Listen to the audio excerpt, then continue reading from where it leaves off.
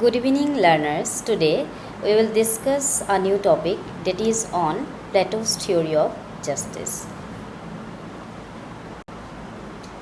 But before going to discuss about the theory that is given by Plato, first we have to know some facts about Plato.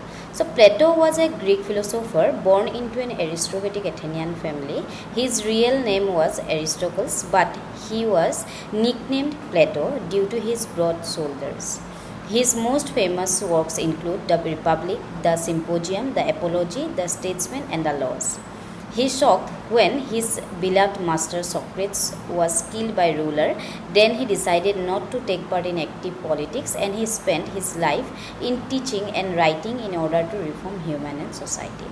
So प्लेटो कौन थे? एक Greek philosopher थे जो कहाँ पे जन्म हुआ था? एथेंस पे, एक एरिस्टोक्रेटिक फैमिली पे.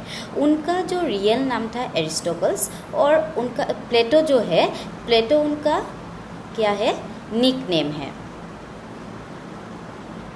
और उन्होंने बहुत सारा बुक्स लिखा था. उसमें से मोस्ट मतलब फेमस जो बुक्स है वो सब है. एक है Laws, Statesman, Republic, Symposium, Apology etcetera.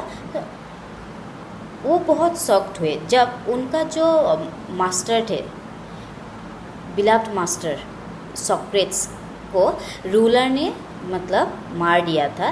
तब उन्होंने डिसाइड किया कि वो क्या नहीं करेंगे, एक्टिव पॉलिटिक्स में पार्ट नहीं लेंगे.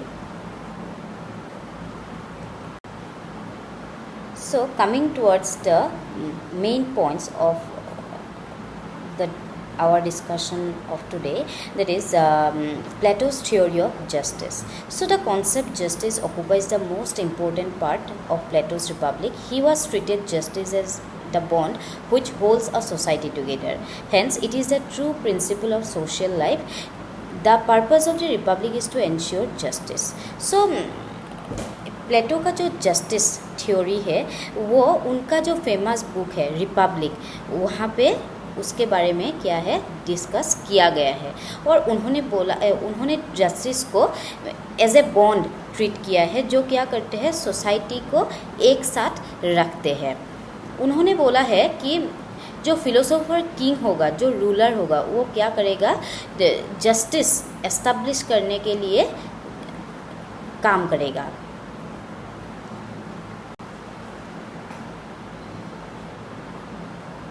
Then coming towards the next slide, that Plato gives an unconventional theory of justice. It is called unconventional because Plato considered justice as individual virtue as well as virtue of social institutions. Besides, the theory is unconventional in the sense that it talks about justice in terms of duties rather than in terms of rights. मतलब प्लेटो का जो ये justice theory है उसको unconventional बोल के consider किया जाता है. क्यों अनकन्वेंशनल बोला जाता है? क्योंकि प्लेटो ने जस्टिस जो कॉन्सेप्ट है वो एज ए राइट मतलब ट्रीट नहीं किया है. उन्होंने क्या किया है, जस्टिस जो कॉन्सेप्ट है एज ए ड्यूटी उन्होंने यूज़ किया है in his theory of justice. Then Plato's theory of justice, as articulated in his seminal work The Republic, posits that justice is a fundamental virtue of individuals and the state. According to Plato, justice in the individual is a harmonious structure where part of the soul, that are reason, spirit and appetite, perform its appropriate function under the guidance of a reason. तो मतलब उनका जो justice theory है वहाँ पे उन्होंने बोला है कि इंडिविजुअल और स्टेट के लिए जस्टिस क्या है, एक फंडामेंटल वर्च्यू है. और उन्होंने बोला है कि इंडिविजुअल लेवल पे जस्टिस क्या है, एक हार्मोनियस स्ट्रक्चर है जहाँ पे सोल का 3 part, reason, then spirit, appetite, ये लोग क्या करेगा, उनका जो फंक्शन है वो अप्रोप्रिएटली परफॉर्म करेगा. और ये जो बाकी जो 2 पार्ट है लाइक एपिटाइट एंड स्पिरिट, इसको कौन गाइडेंस देगा, reason. Again this mirrors his vision of A just state where society is divided into three classes: rulers, auxiliaries and producers. Each class must fulfill its specific role and cooperate for overall harmony and stability of the state. प्लेटो ने बोला है उनका जो explanation individual level में जो soul को मतलब 3 part में डिवाइड करके उन्होंने सोसाइटी का भी क्या है 3 पार्ट किया है, 3 क्लासेस होगा सोसाइटी में। एक होगा क्या, फिलोसोफर किंग जो रूलर होगा, उसके बाद एक होगा ऑक्सिलरी क्लास सोल्जर्स होगा जो लोग, और एक है मतलब प्रोड्यूसिंग क्लास, वहाँ पे क्या रहेंगे जो वर्किंग क्लास है वो प्रोड्यूसिंग क्लास में रहेंगे। तो उन्होंने बोला है कि ये जो 3 क्लासेस है उन लोगों को क्या करना चाहिए, उन लोगों का जो स्पेसिफिक रोल है वो क्या करना चाहिए, फुलफ़िल करना चाहिए, और उन लोगों को कोऑपरेटिवली काम करना चाहिए। किस लिए कि सोसाइटी में क्या रहे, एक हारमोनियस एनवायरनमेंट रहे और साथ साथ सोसाइटी में क्या रहे, स्टेबिलिटी रहे। Thus, Plato's concept of justice is a blend of ethical and political dimensions aiming to create a balanced and well-ordered society where everyone contributes to common good according to their abilities and virtues. So, Plato का जो ये justice concept है वो actually political and ethical dimensions का क्या है, mixture है, और वो क्या एम करता है कि एक well ordered and balance society क्या हो, क्रिएट हो। वहाँ पे क्या होगा, सबका वहाँ पे कंट्रीब्यूशन रहेगा towards common good according to their abilities and virtues.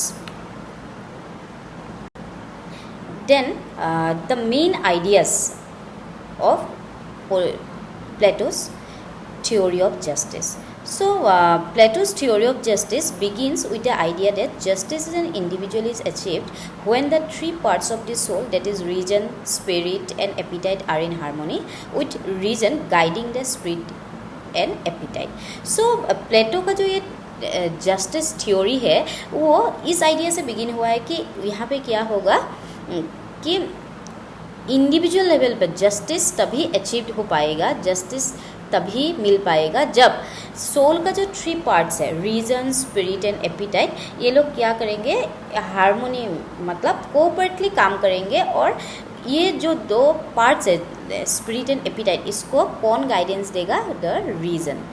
Then justice in the state mirrors justice in the individual with society divided into 3 classes.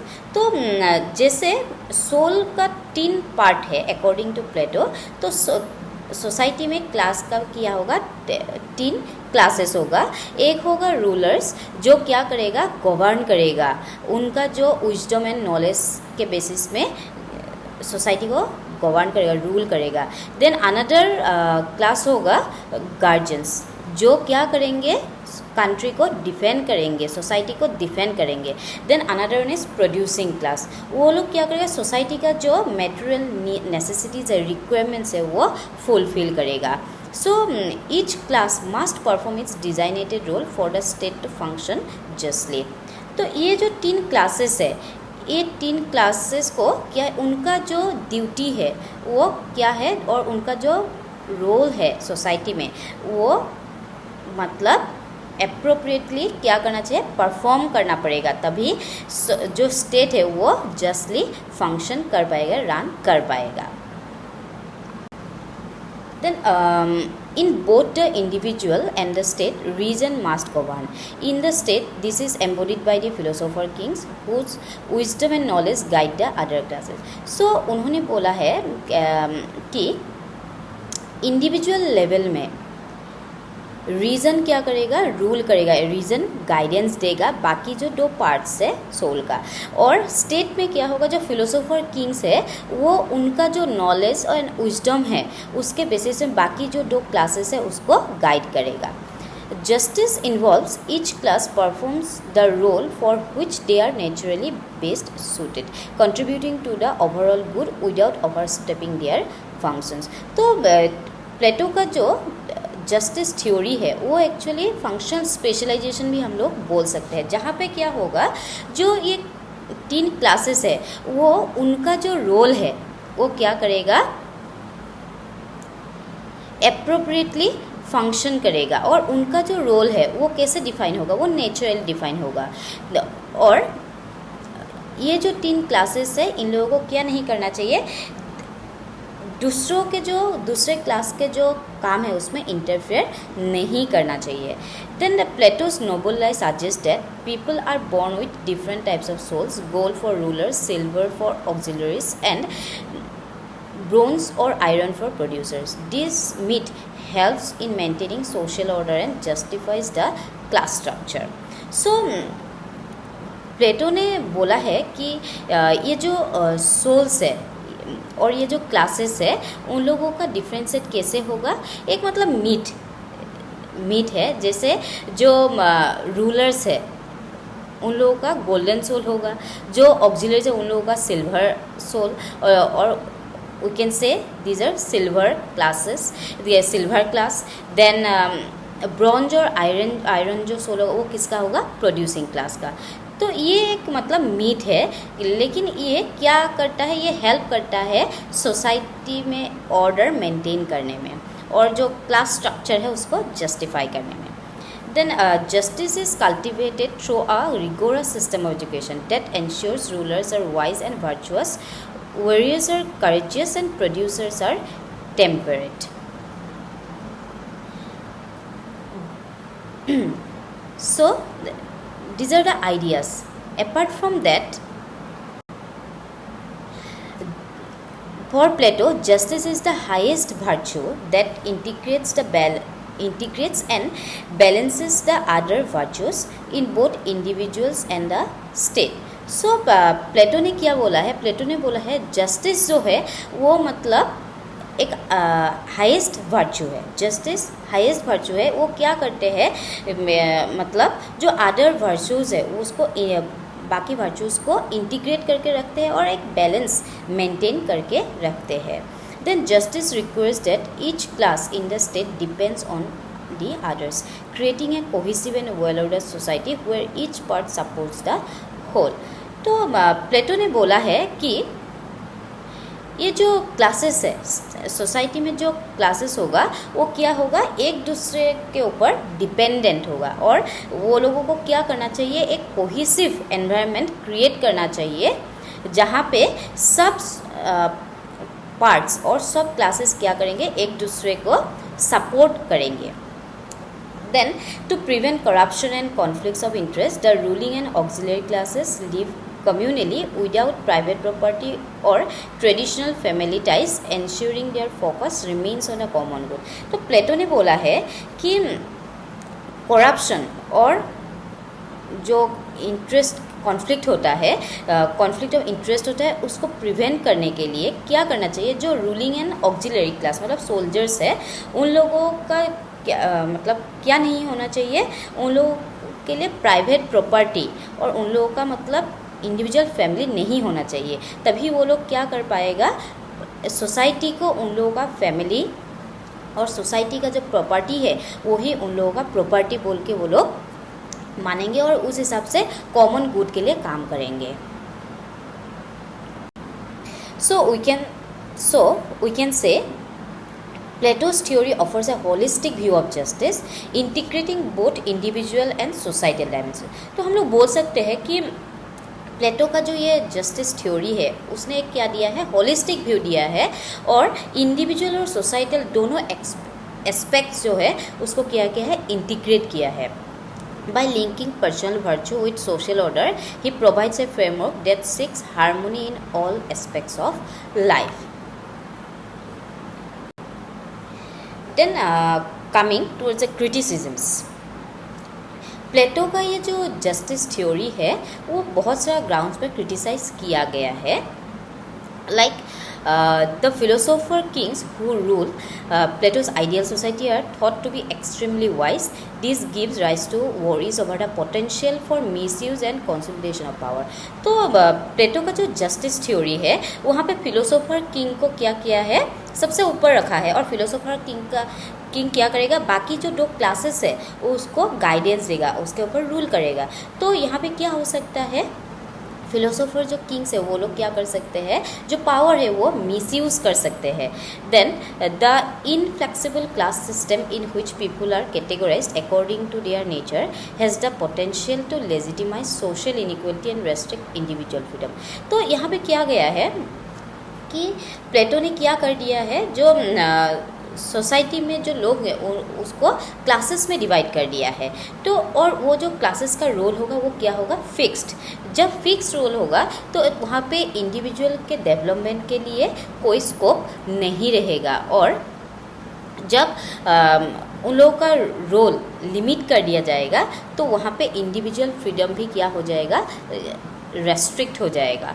Then प्लेटो का जो ये मॉडल है उसने क्या किया है, सोशल मोबिलिटी अलाउ नहीं किया है। इसका मतलब यहाँ क्या है, जो स्पेसिफिक मतलब क्लासेस में मतलब इंडिविजुअल जन्म लेगा तो वो लोगों को उस क्लास में ही रहना पड़ेगा, वो लोग क्या नहीं कर सकते, दूसरा क्लास के टुवर्ड्स मूव नहीं कर सकते।